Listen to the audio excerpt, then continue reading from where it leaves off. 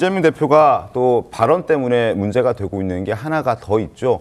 이틀 전이었습니다. 민주당은 진보 정당이 아니라 중도 보수 정당이라고 말을 해서 그 후폭풍이 지금 거세게 불고 있습니다. 이재명 대표가 과거 발언을 또 뒤집은 건데요. 직접 그 목소리 한번 들어보고 이야기를 이어가겠습니다. 민주당이 이 범야권 진보개혁 진영, 민주진영의 가장 큰 비중을 가진 맏형이기 때문에 맏형의 지위에 맞게 주도하고 책임져야 한다.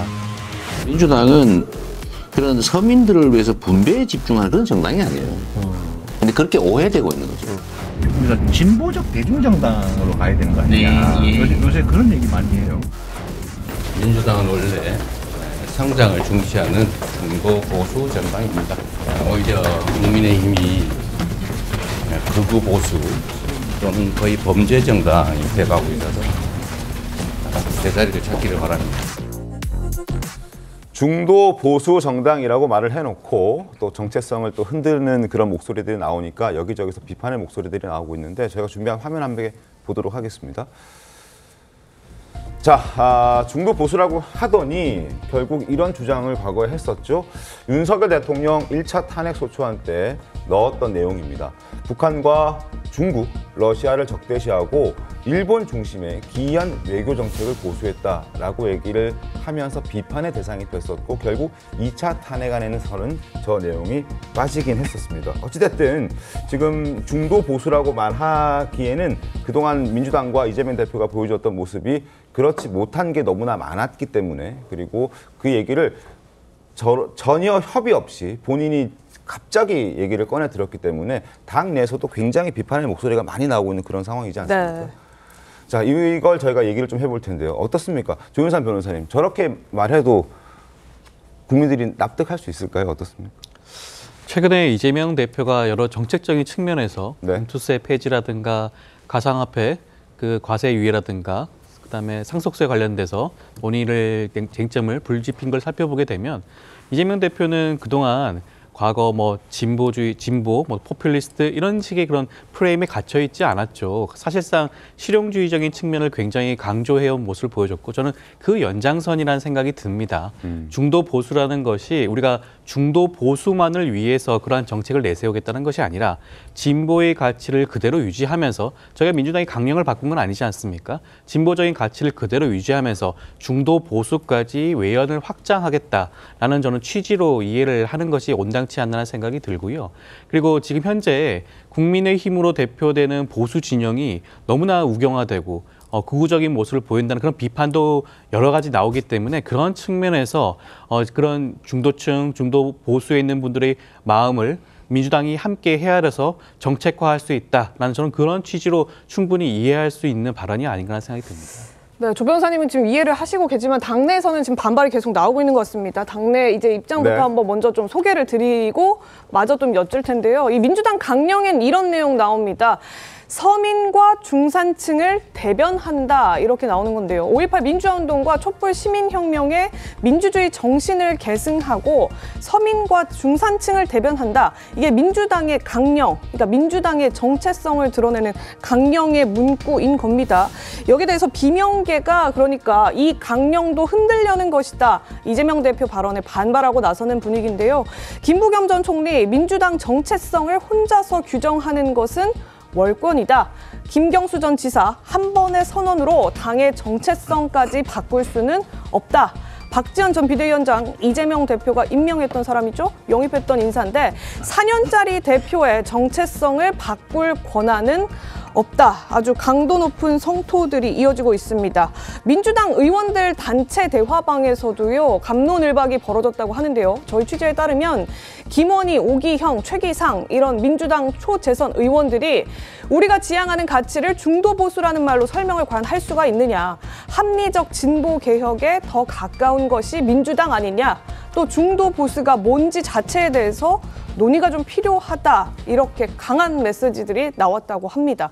지금 이게 이재명 대표가 갑자기 어제 오늘 이런 폭탄 발언을 그것도 친이하 성향의 유튜브에 본인이 출연해서 인터뷰 형식으로 한 부분, 이 부분을 놓고 당내에서는 논의도 없이 대표가 이렇게 정체성을 바꾸냐 지적들이 계속 나오는 것 같아요.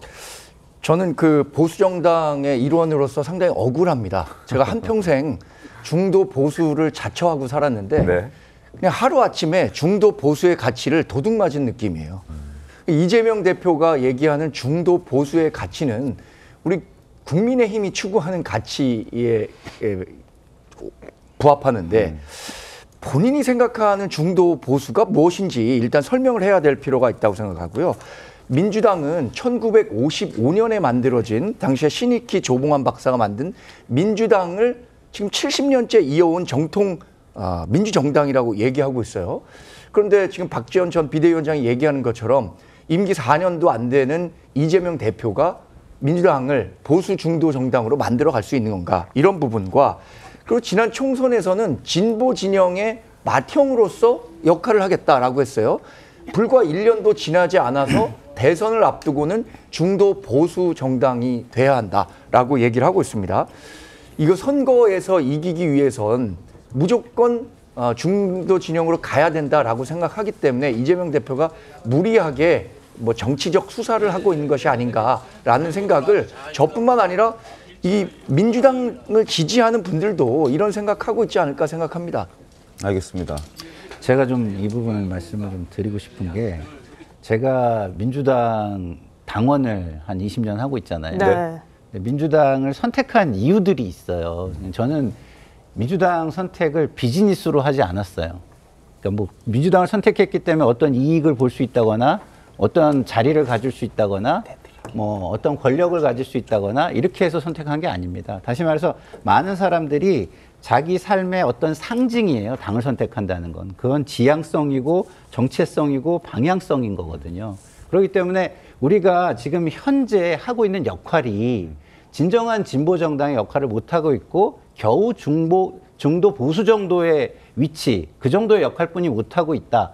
이런 이야기라면 뭐 저도 반성의 차원에서 받아들이는데, 우리가 중도 보수 정당이다라고 얘기하고 그것이 지향점이다라고 얘기를 하는 거라면 그건 절대로 동의하기가 어렵죠. 앞에 말씀은 이재명 대표 발언과는 전혀 다른 얘기죠. 상반된 얘기인 것 같은데, 좋게 그래서, 생각해서 그 정도면 이해를 하신다. 이거를 이해를 만약에 하는 당원이라면 저는 당 선택을 잘못했다. 이해관계나 비즈니스를 위한 선택을 한 거 아닌가, 이런 생각마저 듭니다. 예.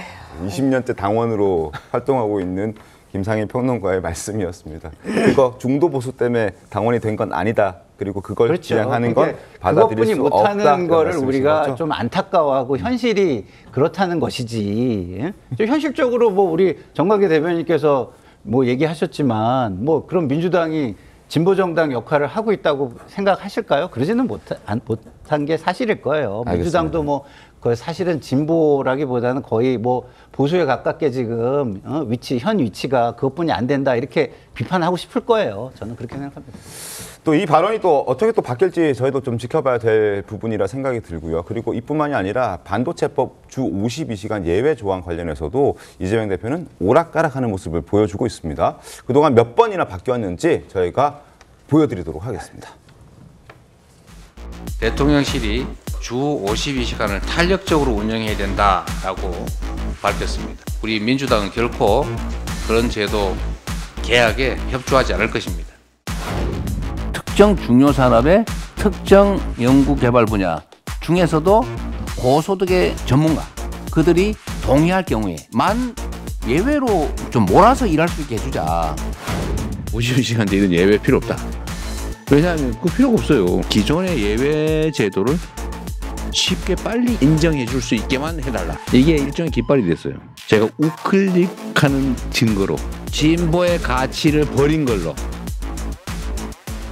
이렇게 오락가락하는 이재명 대표이다 보니까 네. 이번에 말했던 중도보수 발언 역시 지금 당내 논의 없이 이재명 대표가 너무 가볍게 얘기한 거 아니냐, 이런 비판을 받고 있는 것 같습니다. 그러니까요. 국민의힘에서는 과거 이 대표의 검사 사칭 사건을 거론하면서 검사를 사칭하더니 이번에는 보수를 사칭하는 것이냐 강하게 비판했습니다. 권성동 원내대표 얘기 들어보겠습니다. 민주당은 주 52시간 예외 조항을 뺀 반도체법을 주장하고 있습니다. 탁상 공론입니다. 탕수육을 주문한 사람에게 단무지만 주는 꼴입니다. 하는 거 보면은 조금 우클릭하는 척 하다가 양대 노총에서 민노총과 한노총에서 반대하면은 바로 접잖아요, 자신의 의견을. 그걸 누가 중도 보수라고 주장한들 그걸 믿겠습니까? 누가 믿겠냐 지금 이런 얘기 하시는데 검사 사칭하더니 이번에 하는 건 그야말로 보수 사칭이다 이런 비판하고 있거든요. 그래서 이 이재명 대표님의 저 말씀을 분석한 학설이 두 가지가 있어요. 하나는 학설이 있습니까? 예, 하나는 이제 다수설인데 바로 권성동 원내대표 말씀처럼 이 사기범으로 보는 거죠. 이제 이게 검사 사칭하듯이 네. 보수를 사칭하고 있다. 거짓말이라는 뜻이죠. 네. 홍준표 시장님도 이 부분을 보고 빗대어서 이재명 대표는 숨 쉬는 것 빼고 다 거짓말이다. 이것도 새빨간 거짓말이라는 뜻이죠. 그래서 뭐 거짓말로 저러니까 신경 쓸 필요 없다 이런 주장이고 한편에서는 뭐 저 같은 소설이 있습니다. 뭐냐면 이게 이제 국민의힘을 지금 현재 좀 우클릭한다 뭐 이런 그 분석이 있으니까 이걸 극우라고 자꾸 매도하고 낙인 네. 찍고 그러면 중도 보수 자리가 비었다. 네. 즉 중도 보수가 이게 빈집이다 해서 빈집 처리를 하러 오는 이 절도범으로 보는 거죠. 그래서